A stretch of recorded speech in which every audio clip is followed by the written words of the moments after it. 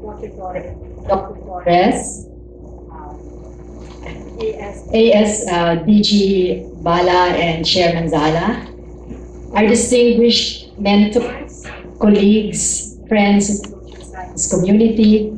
It's very good to be here. I'm happy to be here. I'm very grateful that ASDG Bala and Chairman Zala, that they actually gave us a substantive overview of ASEAN. Of course, I've always pronounced it as ASEAN, and then also an overview of the qualifications framework. I will step backward and try to construct and paint in broad strokes the social and discursive context of all of the institutional initiatives that we're talking about, and some of the implications of these contexts and developments for the Philippine social sciences at this particular point in time. And very briefly, I will go through globalization and its consequences for higher education, because the world is changing very fast and we are not able to cope up with the changes. And then talk a little about the paradigm shift which underlies the discussion of the qualifications framework. Then just very briefly, because Chairman Zala already gave a an excellent overview of the National Qualifications Framework, just to show how this is an operationalization of the paradigm shift. Talk a little about Philippine education reform in the context of ASEAN and the implications for the social sciences.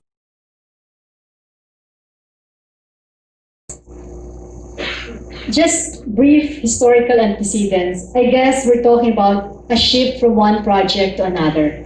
Right after the Second World War, the project was really development. And the project was development within a nation-state framework.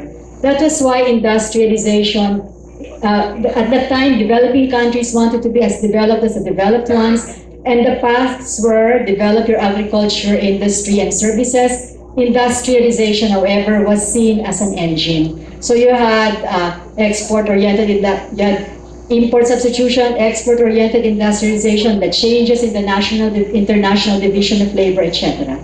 But ICT developments happened also very fast. And eventually you had globally organized production system. So the global economy became the unit of development and basically replaced the national economy as the barriers and borders broke down. Of course, that's an entire history, but that's a very fast history too. I think the watershed is the debt crisis in the 1980s and the global governance. The debt crisis, even Russia was part of the debt crisis. You had a lot of restructuring.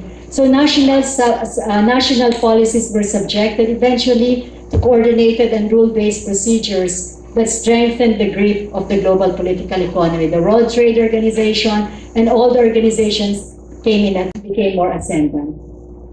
What changed? Development did not change. Development issues are still there. What changed were the coordinates and the discourses. There was a shift from development, which was primarily at the time economic nationalism with the nation state, with the state as a forefront, to globalization, which is really world market participation. That's reflected in a change in the mantra. The mantra from catching up with the North, the West, whatever you call the developed world, to finding one's niche in the marketplace. And the importance of markets vis-a-vis the state.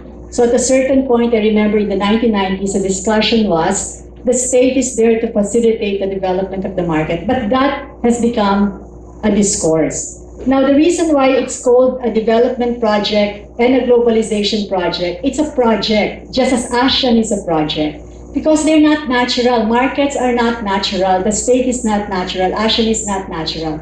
There's a political process involved in the creation of all of these projects. So it's a matter of creating them, making them real, and reproducing them. And they are reproduced at the level of discourse. That all coincided with the breakdown of national borders and regionalization. So you have the EU, and now, of course, the ASEAN. Okay, what are the consequences of all of these global changes? I'm not doing justice to all of this, but what are the consequences for higher education and for education in general? The first consequence is a paradigm shift from education to learning, and then eventually from learning to lifelong learning. Why this paradigm shift? Because the world changed very, very fast, too fast. ICT developments actually mediated these rapid developments since the 1990s. The Globalization project is a 1990s project right after the debt crisis.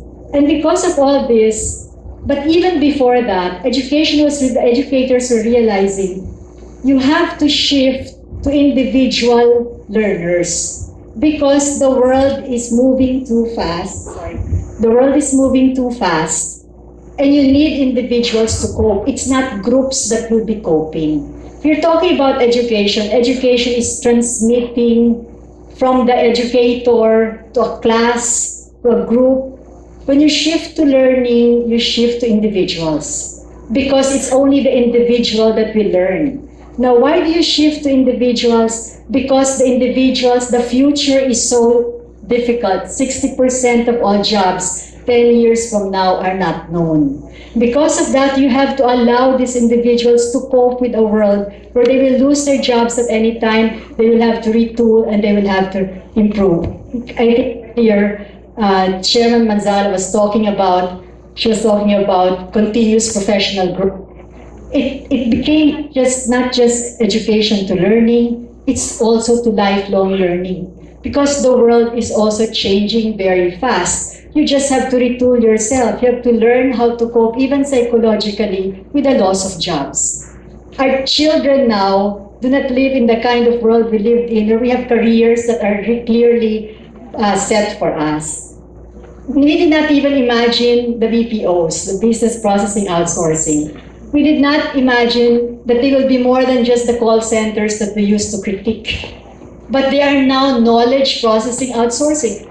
I know that because my daughter, 4 or 5 years ago, her first job was Hewlett Packard, and it is because Procter & Gamble outsourced an entire finance department to Hewlett Packard worldwide, and then they start distributing the different functions across the world. And her function was this program called SAP, and they have to be the ones who detect the issues that are cropping up. So basically, what are the jobs of the future? We don't know at the moment. Just as we'd never imagined 10 or 15 years ago, the kinds of jobs that are available now. But why? Why individuals and why lifelong learning? Because in the 21st century, you have to help individuals adapt. This is very beautifully expressed by the UNESCO, to the evolving requirements of the labor market, evolving requirements, and better master changing time frames and rhythms of individual existence. This is the basis for why we're telling our faculty now, you have to pay attention to each and every individual student. Gone are the days when you just pay attention to lecturing. I'll say a bit about that. So that's the consequences of paradigm shift. And I tell you, that is a very radical paradigm shift for us. And later I'll tell you why. Second is rankings. In the world before, there were already university rankings, but it didn't matter as much as they matter now. Why? Because somewhere along the way, they constructed research universities because of the American experience of its research universities. That research universities play a critical role of training high-level specialists and generating knowledge for innovation systems. Since innovation systems enhance the market, connected pa rin to sa globalization and the market, the niches of the countries in today's globalized economy, quality of research in universities became important. So it is now the global competition among universities so that they're able to give their countries a competitive edge. So that's why naging important ulit ang higher ed. In the past, hindi naman, donors didn't even care about higher ed because it's not as basic ed. But then they became important again. And why? Because the research universities were important. Why? Because research universities are expected to translate research into technological innovations that will give their countries a competitive edge. Korea, for instance, is one of the first ones to actually utilize universities. So rankings became reflective of competencies. Rankings, they are real in their consequences. Look at the Philippines. On different indicators, Global Innovation Index, Knowledge Economic Index, of course, we're not doing well. either the lowest or second to the lowest of Indonesia. Those are all abstract indicators. Now I'll show you rankings again. This is the Economic World Forum Innovation Indicators. 144 is the lowest, 1 is the highest. Look at quality of scientific research. This is the perception of those who were surveyed in the World Economic Forum. Of course, this is 2012, 2013. We improved a little after that. I don't have time to get tables. But look, quality of scientific research, we are 102. Look at Vietnam is 87. Look at Indonesia is 56. Of course, Thailand is 68, but we're so far below at the level of perception. The rankings, of course, we will argue that's not really true. We can question the methodologically what this is about, but we're all social scientists. Perceptions are real in their consequence. The consequence of this is they start looking down at our careers, at our educational institution. So we have actually graduated from being a center of graduate education in the 60s to the perception that we are the diploma mill, probably the diploma mill of Asia, and we don't want that. We want to get out of that. Just I'll show you just rankings. Look at various outputs. This is the British Council seminar. The first year, Thailand, Malaysia, and Singapore. Thailand, I usually tell my story about Thailand and how we worked with Thailand and how we taught Thais in the 1980s and how it moved on. But I don't have time to tell you that interesting story. But basically, the second tier is Indonesia, Vietnam, and the Philippines, with the Philippines having a flatter slope. And after us, of course, far below us are Cambodia, Laos, and Myanmar. So these are rankings that in the past you don't do, but you start getting into rankings because you're now more globalized and you now want to see where countries are and you want to see where the thing. This is the same thing, sorry. This is a PIDS table. Basically, the rows reflect the educational attainment college, and then the columns reflect the GDP growth. The Philippines is losing momentum as far as higher ed is concerned, falling further behind as far as GDP per capita is concerned. And look at all your ASEAN neighbors. There. Indonesia, Malaysia, Thailand. Catching up. So admonition of Chair Manzala that we really have to cram is there. Okay. Another consequence is international education. There is more of internationalization. International education actually refers to all of those fragmented, unrelated activities that we do that are externally connected, faculty exchange, study abroad. Now we have this ASEAN International Mobility for Students. I think that is now a project and that is already starting. But we also have internationalization. Internationalization is different from IE because of the comprehensiveness of its framework and the inclusion of different forms, providers, and products of cross-border education. That is the new challenge. So that I want to avoid being the diploma mill of Asia. We also want to avoid being the center of the transnational education or cross-border programs that are substandard or perceived to be substandard, because that will reinforce our being the diploma mill of Asia. So transnational education, it's an education provision from one country offered to another. So it takes different forms: branch campuses, franchise, twinning arrangements, double degrees. I tell you, there's many more, and there are many types. They're coming in, they're even outside our radar. And fears, I personally have seen some networks, investigated those networks, and then realized, my God, we don't even know. We have Czechoslovakia and all partner with institutions outside the radar. How to avoid being diploma mill. Because our difference from ASEAN is we're privately driven. We are more market driven in our higher education than other countries. That has its strengths, of course, that has its weaknesses. Massive online open courses, the radical developments that will undermine formal education. MOOCs is already being developed in the more advanced worlds. But MOOCs is here, and we tell our staff, make use of it. These are massive online courses. You can enroll hundreds and thousands of you. Until you need a grade, you don't have to pay. So you can just, one of our staff is learning how to write, 2-3 week courses, and amazingly, they're better than our teachers. They actually give feedback, whoever it is that does that. So if you have time to spare, get into MOOCs. What does this reflect? This is the relationship of formal, non-formal, informal. Also with the informal and the equivalencies. I was told a long time ago that DOST is supposed to be developing certification is the wave of the future. It's not the diploma of college. So I want us to get rid of the idea that the diploma of college is the one. We're no longer in that generation. If our parents wanted us to get the diploma, that's not the world. It's a certification world because of qualification. So I think the DOST was developing IT programs.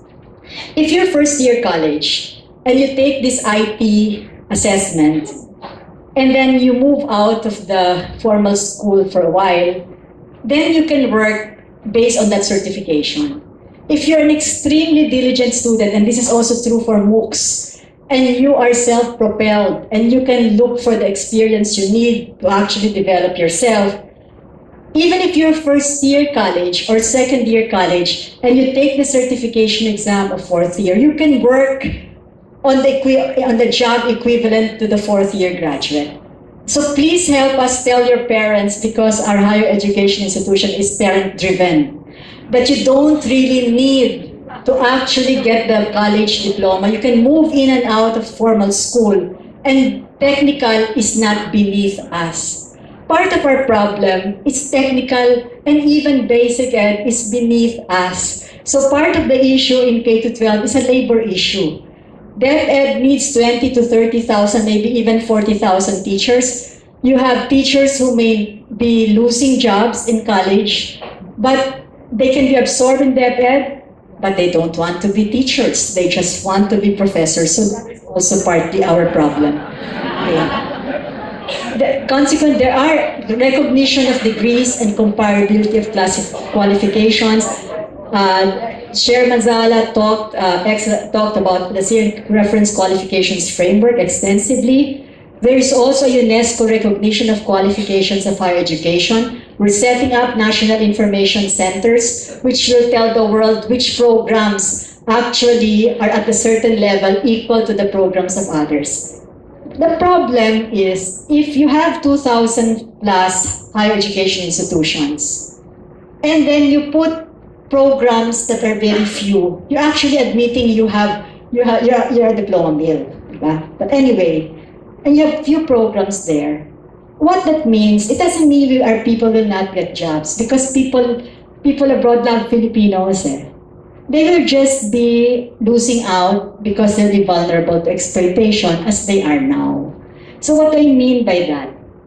When we were talking about K-12, and I think in the strategic planning of Philippine Science High School, and I was mentioning the problem of the lack of 2 years, and then one of them said, "Ma'am, our colleagues," in other words, they may have graduated from PSI, "our colleagues who are teaching math and science in Thailand are excellent, they get awards, they're getting the lowest pay because they lack the 2 years." So it's the vulnerability to exploitation, and you cannot fight. That's the same thing with the lack of qualifications. We will be hired, but if you have a BS degree in this and you're not in the roster of programs that are registered, then you'll still be hired. You won't get the job that you're supposed to be getting, even if you're more qualified than the next person, because that is how this is actually working.